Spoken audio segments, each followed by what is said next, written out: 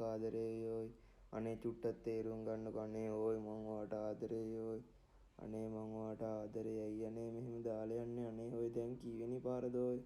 අනේ දාලා යන්න එපා ඕයි මං ඔයාට ආදරේයි ඕයි.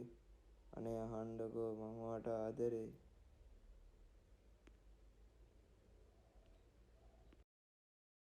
මොකද බං ගෑණියෙක් වගේ අඬන්නේ? මොකෝ උනේ? අඬන්න එපා යකෝ මොකද උනේ කියන්න.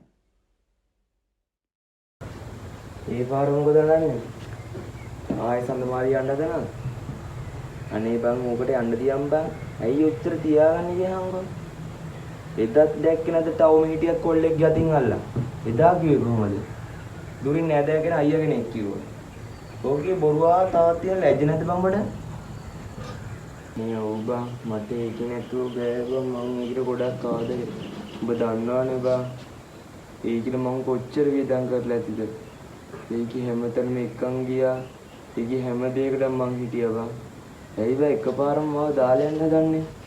අඩෝ මට පිස්සු වගේ බං මොන මකුලක්ද බං මේ? මේ මන් නම් තේරෙන්නේ නෑ බං මොනා කරන්නද කියලා. ඔබ දන්නවනේ පවන්.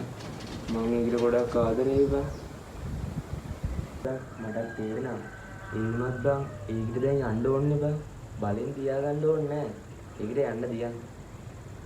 ඒකට හොඳ කොල්ලෙක් හම්බෙලා සතුටින් ඉඳී කියලා හිත හදාගෙන. ඔබ හිත හදාගනින් බං. දැන් ඒකට යන්න දියන්. ඔබ අඬලා ඒක තියාගත්තට අර ඉස්සර තිබ්බ ආදරේ එකකින් ගන්න බෑ. හොඳ. දැන් ඕවා හිතන්න එපා. දැන් ඕවා අතරන්. ඒකට කියන් හරි අපි නවත්තමු කියලා. එයාට එපා හින්දානේ පුරාණ මිනිහ බෑ නවත්තන්නේ. යන්නේ. එයාට එපා කිව්වනේ. එහෙනම් දැන් එපා නම් එපා. දැන් මොකද අත කරා? මොකටද බිලෙන්න කෝල් එක කරන් කියා මේ නවත්තමු කියලා. මට උතර තිබ්බා.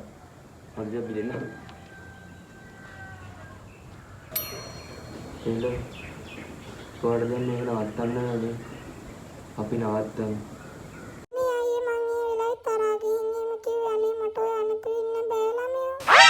මම දන්නවට මන්න තියන්න බෑ කියලා.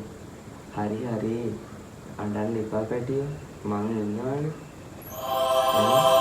ඔයා කෑවද? ඔව් මං කෑවා. හරි හරි දැන් අඬන්න එපා හරිද?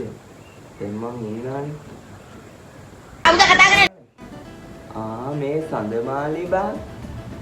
ඒකිට මන් නැතුව ඉන්න බෑ බං. මං උඹට කිව්වේ. තොට කියනවා හොඳයි බං. අරගෙට තනකොළ කවන්නද බත් කවන්නක තෝනම් මහා සඳමාලිත් එක්ක මම යනාර වෙද්ද